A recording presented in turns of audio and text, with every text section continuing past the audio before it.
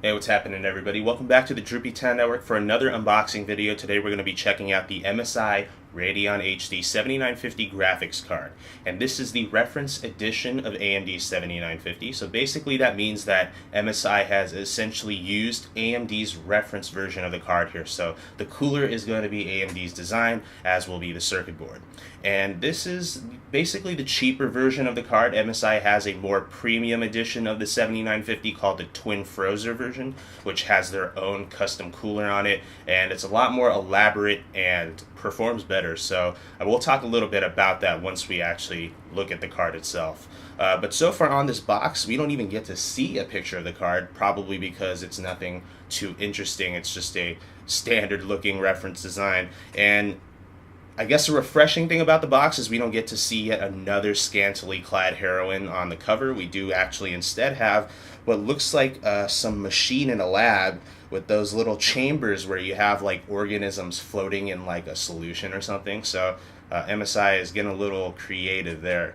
And we do see that there is Windows 8 compatibility, which implies that the card supports Windows 8 Fast Boot Mode, also known as GOP, but you do need a customized BIOS for that for the serial number of your card. So if you do plan to use this on a Windows 8 desktop, when you do install this card, you should contact MSI on their forums, and there are people there who work for MSI that will assist you in getting you a BIOS that matches your serial number. It is unique for depending on what your serial number is.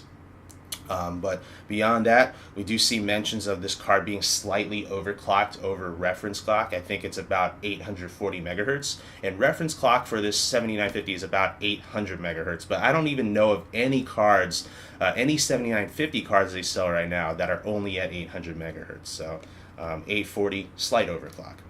Backside of the box, we do see just some more information about this card, some features on the side, explaining how great AMD's 7000 series of cards is. We got a lot of languages here saying the same stuff, and MSI likes to push the fact that they use solid capacitors. Pretty much everybody uses solid capacitors now on their cards, so this is not anything too fancy or out of the ordinary. Alright, so let's get to the actual unboxing part. And there's no seal on this box, it's just this little flap right here, and you just open it. That's really all there is to it. I'll pull this out right now, and we have a clear plastic cover over the entire section of the box. And then, of course, we already see the card. But before we get to the card itself, let's take a look at the accessories. And so MSI includes, a standard assortment of accessories with their cards, which is very nice. Some manufacturers like to skip on some of the things we're about to see here. So MSI including them is going to be great, considering this is just their reference card. So we do have a 2 Molex to 6-pin adapter for people who are using power supplies that may only have one 6-pin port or one 6-pin connector, or maybe none at all. But I will say that if your power supply doesn't even have one 6-pin connector, then you're going to have a problem, because most likely that power supply will not supply enough juice for a video card as high-end as the 7950. And actually MSI has included 2 of these. But like I said, if you need to use both of these, check the wattage of your PSU. We also have a Crossfire bridge here. A lot of manufacturers like to not include this, so MSI including one of these is great. Of course, the card itself can support triple Crossfire, in which case you'll need another one of these, but if you buy another card that has another one of these instead. There is a DVI to VGA adapter. There are no VGA ports on this board, so if you do want to use your legacy analog monitor, you're going to be needing this. There is a mini DisplayPort to DisplayPort adapter. So the back of the card has 2 mini DisplayPorts as opposed to 2 full-size DVI and 1 full-size DisplayPort. So this is going to be that adapter you need if you have a DisplayPort monitor. We also have a driver's disc here, but of course, whatever's on here is most likely outdated. You might want to look at MSI's website or AMD's website for the most up-to-date drivers for this video card. We got a couple of instruction guides here. This one's a quick user's guide. This one is another instruction manual for how to install it and how to use it so on and so forth. Okay, so let's finally get to the feature presentation here. That is going to be the card itself. And just by looking at it already, it's very long. It is AMD's third best GPU out there. The best one would be the 7990, but that's not a very mainstream card. So this more or less is like the second best, I guess, if you really consider it. And it's so long, as you can see. So some cases may have trouble fitting this in there. And let's just talk about the individual card features. So on the top here, we got this plastic shroud, and there's a single fan here on this cooler. So this is based off of AMD's reference design. It's only got a single fan, and I'm not going to remove the shroud here, but underneath it's just a very small heat sink. So it's about this wide on the board itself. It does not cover or cool any of the memory or voltage regulator module chips. So this heatsink is pretty bare bones. There's no heat pipes or anything, and so the cooling on this card is not going to be as nice as a card with a custom cooling solution like the Twin Frozr. This fan is 80 millimeters, and it spins like a regular fan.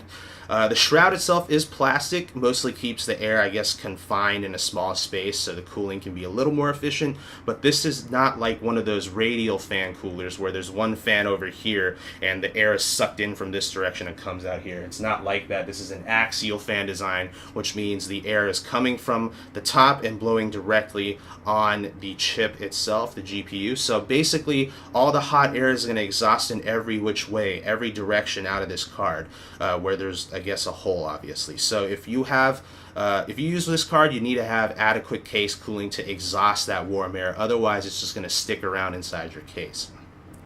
Okay, so on the back, or I guess this could be the front of the card, because that's what you're going to be looking at if you have a case window. It says the MSI logo here. There's two 6-pin PCIe ports, so this card is going to be more power hungry than those that only have one port.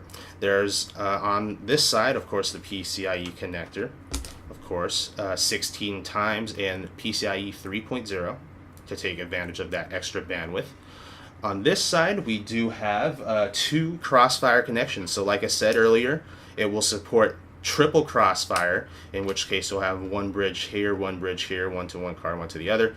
That will be 3 times Crossfire, or just use one of them if you're going to do double Crossfire. As for the ports, standard selection here. MSI has elected to put all their ports on one bracket as opposed to two, so there is a larger vent here for air to exhaust from. But the irony is they've decided to take the middle section and turn it into an MSI logo, so I'm kind of dubious as to how much extra space that MSI is sort of ruining to not use that logo, but whatever. So the ports themselves, we got a DVI port full size, but only one. So a lot of cards will have two stacked on top of each other, and then one display port, one HDMI. But this card is not like that. It's going to have a full size HDMI right here, 2 mini display ports. So again, they give you one adapter, but if you want to connect another full size display port, you're going to need to get a second adapter on your own. Alright guys, I fired up Crysis 3 here to show you how this card performs in one of the most graphically intensive games out there today. Now if you're wondering what that whirring sound in the background is, it is the cooler on the video card. So it's really loud. Remember, it's a cheap cooler, small heatsink, single fan. So the fan has to spin really fast to cool it down. You can just hear how loud it is as I hold the microphone to the cooler. It's drowning out every other fan in my case, which is 7 fans, including the power supply and CPU. So that is just a really loud cooler. And I'm going to show you the options here that I'm going to use for this game demo. We can see that it is at 1080p, of course, resolution-wise. Individual graphics settings will be maxed out at very high, anisotropic filtering 16 times. And for anti-aliasing, I am going to set it to SMA4X.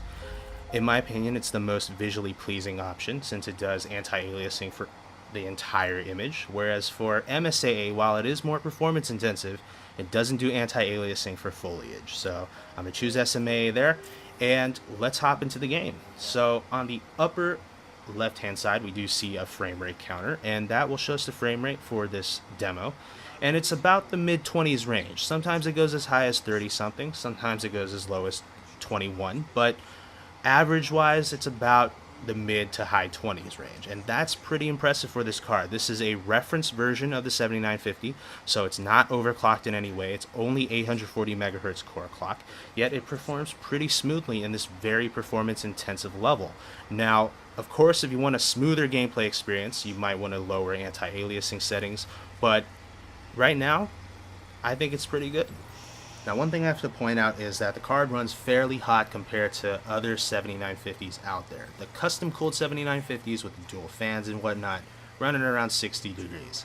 This thing, though, right now is at 80 degrees Celsius. Now, before you guys freak out, 80 degrees Celsius is actually perfectly fine. If you ask AMD what the thermal limit is for their GPUs, they'll tell you it's around 95 degrees Celsius. Believe it or not, that's the case. You can ask AMD yourself. Don't just listen to random people who just spout out on forums these random claims about what the thermal limit is. They don't know what they're talking about, and people are just spreading misinformation that they've heard from somewhere else. I've heard people say 70 degrees is the limit. I've heard people say don't go higher than 60, which is just insane. 95 degrees is the thermal limit, and 80 degrees Celsius for this card is perfectly safe. Just keep in mind, though, that you don't have a lot of overclocking headroom, and depending on what your ambient room temperature is, if your case cooling is adequate, the card may run hotter than 80. So just keep these limitations in mind, and if you do, this card could be very good for you if you can put up with that incredibly loud fan. Alright guys, that will conclude the unboxing and hands-on video for this MSI Radeon HD 7950 graphics card reference edition. And like I said earlier, I did do a video on the Twin Frozr version of this card with the premium cooler design. So if you're interested in that, check it out by looking it up on my channel page, or I'll include a link to that in the annotations for this video. So if you like this video, guys, please click the like button and subscribe to the Droopy 10 Network for future unboxing videos. Once again, guys, thanks for watching, and I'll see you later.